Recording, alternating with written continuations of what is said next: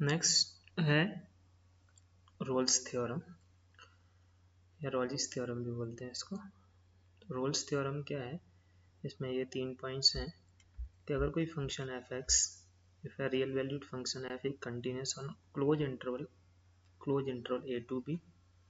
दूसरा पॉइंट है यही फंक्शन एफ डिफरेंशिएबल है on open interval A to B. यहाँ पे ओपन इंटरवल है, कंटिन्यूस क्लोज इंटरवल में होता है, डिफरेंशिएबल ओपन इंटरवल में, क्योंकि बाउंड्री वाले पॉइंट्स पे कोई भी फंक्शन डिफरेंशिएबल नहीं होता है।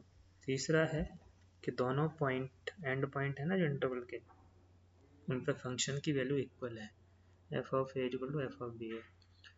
Then there exists at least one c on open interval a to b such that f dash c is equal to 0। इसका क्या मतलब है कि अगर ऐसा है कि ए से बी में फंक्शन कंटिन्यूस है, ए सी में फंक्शन डिफरेंशिएबल है ओपन में, और बाउंड्री पे दोनों पे वैल्यू जीरो इक्वल है, जीरो नहीं इक्वल है, तो बीच में कहीं पे उसका एक बार कम से कम डिफरेंशिएशन जीरो होगा। ए से बी के बीच में कम से कम एक वैल्यू पे डिफरेंशिएशन उसका जीरो होगा। इसको ग्राफ से समझते हैं, तो इसको मैं बनाता हूँ। जैसे अगर हम देखें कि एक फंक्शन है जो कंटिन्यूस है और ए से बी में कंटिन्यूस बना दिया हमने, डिफरेंशिएबल भी है क्योंकि कोई शार्प एज नहीं है और कोई नॉन डिफाइंड वाले पॉइंट नहीं है, और कंडीशन ये है कि ए और बी पे फंक्शन की वैल्यू इक्वल होनी चाहिए। ठीक है, तो अब देखो अगर हम ए और बी पे सेम वैल्यू रखनी है तो या तो ये ऊपर जाके नीचे आएगा या फिर नीचे जाके ऊपर आएगा, या फिर ऐसा भी हो सकता है कि बहुत बार ऊपर नीचे हो, जैसे नीचे आया फिर ऊपर गया फिर नीचे आया फिर ऊपर गया फिर यहाँ पे आ गया। तो कंडीशन ये है कि ए पर वैल्यू और बी पर वैल्यू दोनों इक्वल होनी चाहिए। जैसे तो अगर ऐसा होगा, अगर ऐसा है तो ए और बी के बीच में इसका एक कम से कम एक जगह डिफरेंशिएशन जीरो होगा। डिफरेंशिएशन किसी भी फंक्शन के किसी पॉइंट पर डिफरेंशिएशन जीरो का मतलब है कि उस पॉइंट पर टेंजेंट की स्लोप जीरो है। टेंजेंट की स्लोप जीरो मतलब टेंजेंट एक्स एक्सिस के पैरेलल है। देखो इसमें तो ऐसे 3 पॉइंट्स मिल दिख रहे हैं हमको, 4 एक इधर भी है, 4 पॉइंट्स पे tangent parallel to X axis आएगी, ये एक्स एक्सिस है इसके पैरेलल दिख रही 4 पॉइंट्स। अगर ऐसा ना हो, ऐसा भी होगा तब भी एक जगह तो कम से कम आएगी, क्योंकि हमको वापस ए पे जो वैल्यू वही बी पे वैल्यू लेके आनी है। ये F of A equal to F of B, तो या तो ऊपर जाके नीचे आएगा या नीचे जाके ऊपर आएगा, तो कम से कम एक जगह डिफरेंशिएशन उसका जीरो होगा। तो ये रोल्स थ्योरम है कि अगर F of A F of B equal है तो एक जगह डिफरेंशिएशन ए से बी में जरूर गारंटी से जीरो होगा। ये लिख लेना, डायग्राम भी बना लेना था। क्वेश्चन देखते हैं इसके। पहला है check whether conditions of Rolle's theorem are satisfied by the following functions. जो एफ एक्स दे रखा है वो है, ये एल्जेब्रिक फंक्शन है सारे, वो तो कंटिन्यूस होते हैं, डिफरेंशिएबल भी होते हैं।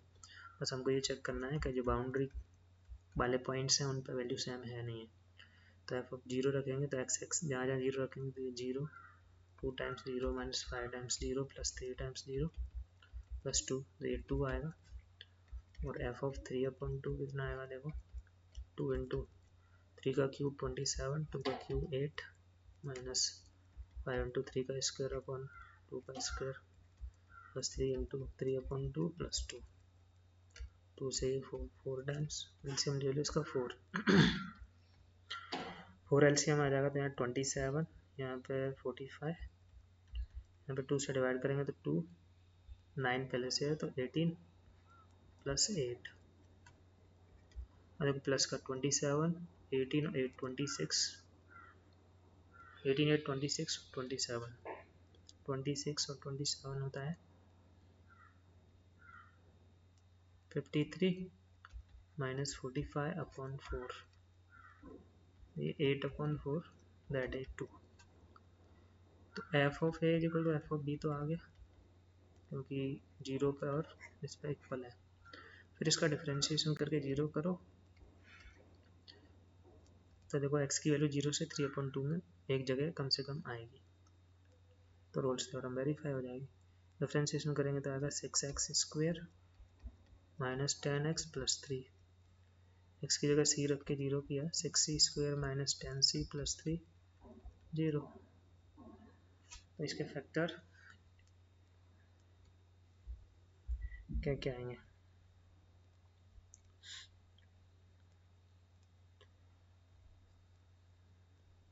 सीधे धरा 4 से लगाना है तो वेक्टर हो रहा है उसके क्या होंगे? 6c² minus 9c minus c plus 3 0।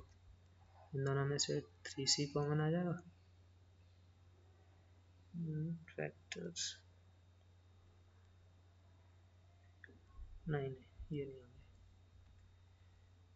सीधे धरा 4 से निकाल लेते हैं।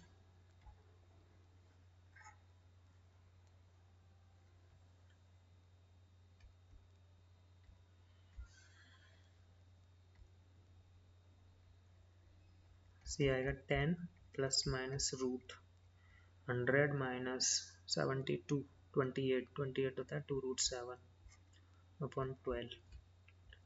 तो सी की दो वैल्यूज आई, एक तो आएगी 5 प्लस रूट 7 अपॉन 6 और एक 5 माइनस रूट 7 अपॉन 6। देखो 5 प्लस रूट 7 की वैल्यू कुछ तो 3 से थोड़ी कम होगी, अगर 3 भी मान लें तो 5 प्लस 3 8 अपॉन 6 8 अपॉन 3 4 अपॉन 3 तो ये था 1.33। 1.33 इस इंटरवल में होगा क्योंकि ये 0 से 1.5 तक है। और 5 माइनस 7 ये भी होगा इसमें, तो ये दो जगह होगा 5 माइनस रूट 7 अपॉन 6 ये भी। तो आ गया ना, ये दो सी की वैल्यूज उस इंटरवल में आनी चाहिए जो गिवन इंटरवल है उसमें आ रही। इसे दूसरे वाले को चेक करो तो f1 की वैल्यू निकालेंगे, कंटिन्यूस डिफरेंशियल तो है। f1 आएगा ये 1 माइनस 2 प्लस 3 2, f4 आएगा 16 माइनस 8 प्लस 3 तो ये 11 आया, इसमें वेरीफाई नहीं होती है। तो यहाँ लिखेंगे since f of 1 is not equal to f of 4 therefore Rolle's theorem is not applicable। ठीक है, इक्वल होना चाहिए, कंटिन्यूस डिफरेंशियल के साथ साथ ये दोनों वैल्यू इक्वल होनी चाहिए तो ये रोल्स थ्योरम एप्लीकेबल होती है। फिर ये क्वेश्चन है verify Rolle's theorem for the function. Again अगर यहाँ पे चेक करेंगे तो F of pi by 4 first quadrant में है, दोनों पॉजिटिव तो ये 0 आएगा। एफ ऑफ पाई बाई 4 की वैल्यू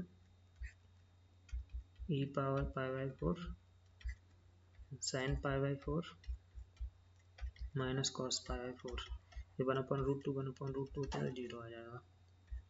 और एफ ऑफ 5 पाई बाई 4 पे दोनों माइनस होते हैं, थर्ड क्वाड्रेंट में 5 पाई बाई 4 थर्ड क्वाड्रेंट में दोनों नेगेटिव होते हैं।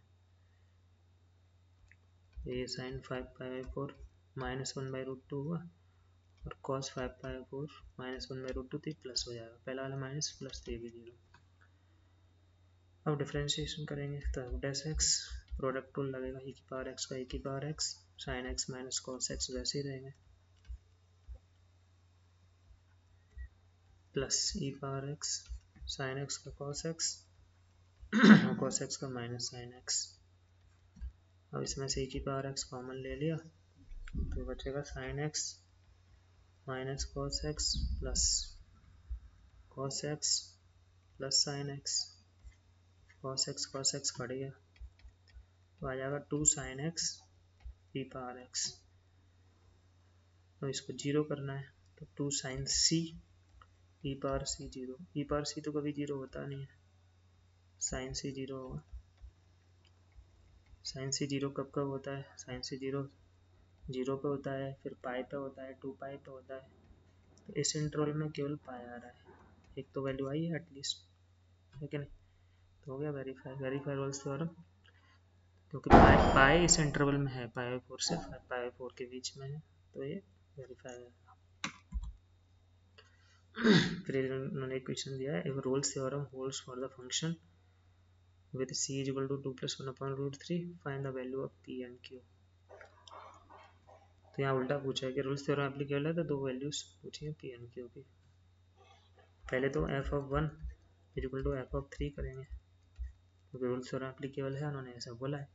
तो 1 plus P plus Q plus 5, 1 रखने पर 3 रखने पाएगा ये 27 plus 9p plus 3q plus 5, सबको साइड लेके गए तो 8p प्लस 2q, 27 प्लस 5 32, इधर से 6 आया तो 26 इक्वल टू 0, 2 कॉमन लेके हटा दो तो 4p प्लस q की वैल्यू आ जाएगी -13।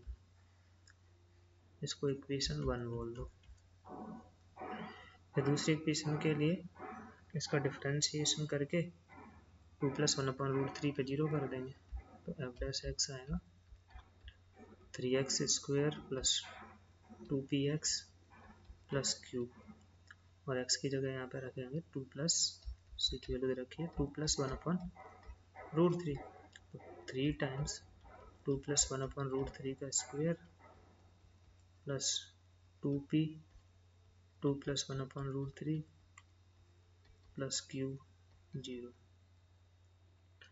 अब इसका स्क्वायर ओपन कर देंगे तो आएगा 4a square plus b square plus ab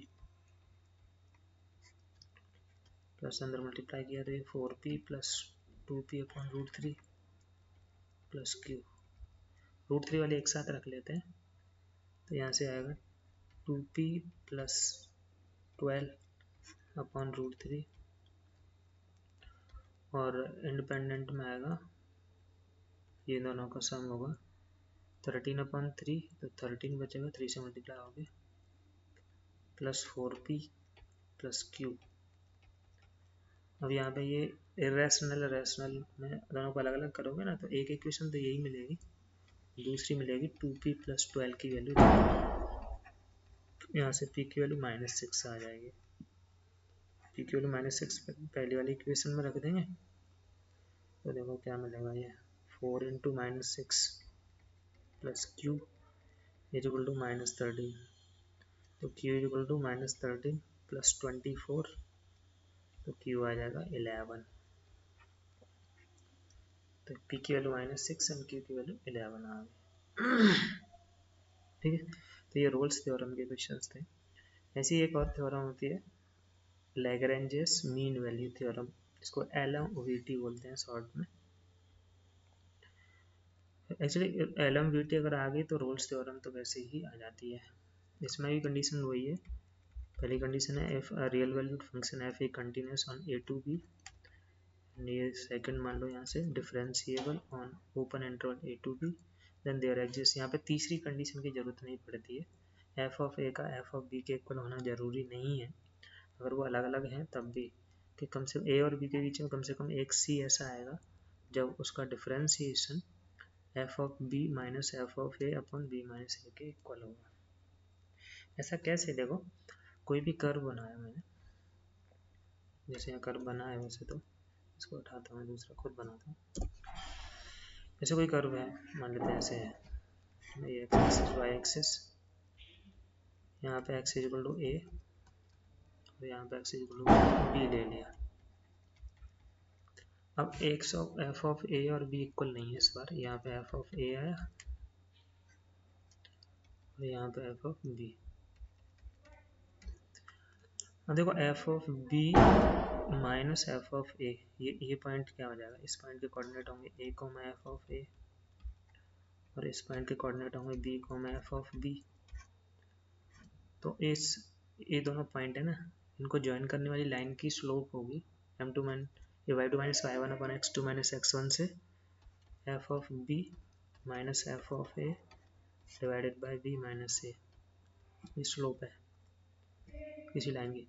अब ये बताओ कि अगर कोई कर्व कंटिन्यूस है तो क्या इस लाइन के पैरेलल कोई टेंजेंट इस पर बना सकते हैं क्या, इस लाइन के, ये कॉर्ड है तो एक तो लाइन एक टेंजेंट आएगी इससे पैरेलल, तो वो जो पॉइंट होगा इस लाइन इस टेंजेंट की स्लोप को एफ डैश सी बोल देते हैं, तो जो सी है वो कंडीशन ये है कि ए और बी के बीच में लाई करेगा, करेगा कि नहीं करेगा। ये तो केवल एक ऐसे कर्व हो, तो अभी कर्व ऐसे भी तो हो सकता है, अभी यहाँ से स्टार्ट हुआ ऐसे भी हो सकता है, पर यहाँ बी पे पहुँचे तो एक नहीं, एक से ज़्यादा पॉइंट आएंगे सी की वैल्यूज़ के, क्योंकि यहाँ पे ऐसे एक पैरेलल टेंजेंट, तो ऐसे इसके पैरेलल तो एक से ज़्यादा भी हो सकती है। एक यहाँ पे बना सकते हैं, एक यहाँ पे भी बना सकते हैं, एक यहाँ पे भी बना सकते हैं। तो ऐसे 3 पॉइंट आ सकते हैं सी की, 3 वैल्यू आ सकते हैं। तो लैग्रेंजियस ने बताया कि अगर कंटिन्यूस है, हाँ कंटिन्यूस होना जरूरी है, क्योंकि अगर यहाँ पे मान लो इसी पॉइंट पे, जैसे यहाँ इस पहले वाले कर्व में ये जो पॉइंट सी वाला है ना, अगर इस पे ही डिसकंटिन्यूस हो गया तो यहाँ ग्राफ ही नहीं आएगा, ग्राफ नहीं आएगा तो एफ सी नहीं आ सकता, लेकिन वहाँ पे टेंजेंट नहीं आ सकती। इसलिए कंटिन्यूस होना जरूरी है, और डिफरेंशिएबल भी जरूरी है, क्योंकि डिफरेंशियल इसमें यूज होना है, एफ सी यूज होना है। तो लैग्रेंजियस ने बताया कि F of B minus F of A upon B minus A की वैल्यू एफ डॉट सी के इक्वल होगी, और वो इस तरीके से आती है। अब इसी चीज़ को हम रोल्स थ्योरम के लिए भी अप्लाई कर सकते हैं, क्योंकि अगर एफ ऑफ ए और एफ ऑफ बी इक्वल हो गए, उसमें एक कंडीशन और चाहिए रहती कि एफ ऑफ ए और एफ ऑफ बी इक्वल होना चाहिए। तो अगर F of B F of A equal हो जाएगा तो न्यूमरेटर जीरो हो जाएगा, जीरो हो जाएगा तो ये एफ डैश सी जीरो आ जाएगा। देखो लाइन रोल्स थ्योरम में हमने एफ डैश सी जीरो पढ़ा था यहाँ पे, ये वाला है ना, यहाँ पे बोला जरूरी नहीं है, लैग्रेंजियस ने उसको और एडवांस लेवल पर बता दिया। अब इसके क्वेश्चन देखते हैं। देखो, verify LMVT for the function on the interval. तो वही F of B minus F of A divided by B minus A की वैल्यू एफ डैश सी के इक्वल करो, तो यहाँ से सी है वो 0 से 5 के बीच में आ जाएगा। एफ ऑफ बी कितना आएगा, मतलब F of 5 minus F of 0 upon 5 minus 0 equal F dash C कितना आएगा 1/2 root C plus 4। F of 5 कितना आएगा 5 प्लस 4 रूट के अंदर minus 0 plus 4 divided by 5 minus 0 equal 1/2 root C plus 4। ये 3 माइनस 2 है, 3 माइनस 2 1 होता है, तो 1/5 equal to 1/2 root C plus 4। Reciprocal लेके स्क्वायर कर देंगे तो 4 टाइम्स सी प्लस 4 की वैल्यू 25 आ जाएगी। तो सी की वैल्यू 25/4 माइनस 4 आएगी, सी आ जाएगा 25 माइनस 60 9/4। 9/4 की वैल्यू कुछ तो 2.25 होती है, तो 2.25 0 से 5 के बीच में है, इस इंटरवल में है, बिल्कुल है। तो ये LMVT वेरीफाई हो गया यहाँ पर। नेक्स्ट क्वेश्चन है verify LMVT for the function x plus 1/x। तो again f dash c is equal to f of 3 minus f of 1 upon 3 minus 1 apply करेंगे, तो f dash कितना आएगा 1 माइनस 1 अपॉन सी स्क्वायर, एक्स स्क्वायर की जगह सी रख देंगे। f3 की वैल्यू होगी 3 plus 1 upon 3 minus 1 minus 1 upon 1 upon 2, ये आएगा 10/3 माइनस 2/2 1 माइनस 1 अपॉन सी स्क्वायर। राइट साइड में आएगा 4/3 दैट इज 2/3। इधर सॉल्व करते हैं, 1 माइनस 1 अपॉन सी स्क्वायर की वैल्यू आ गई 2/3। इस 1 माइनस 1 अपॉन इसको उधर ले जाओ और इसको इधर ले आओ, तो 1 अपॉन सी स्क्वायर प्लस का हो जाएगा उधर, ये 1 माइनस 2/3।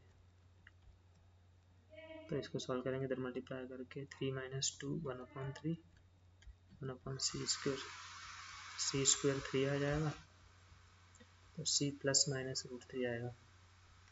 माइनस तो नहीं है इस इंटरवल में, प्लस है, क्योंकि 1/√3 की वैल्यू होती है 1.732 अप्रॉक्सीमेटली, तो 1 से बड़ा इस इंटरवल में है तो ये लैग्रेंजियस मीन वैल्यू थ्योरम भी वेरीफाई हो गई। तो इस तरीके से रोल्स थ्योरम और लैग्रेंजियस मीन वैल्यू थ्योरम के क्वेश्चंस होते हैं, ठीक है।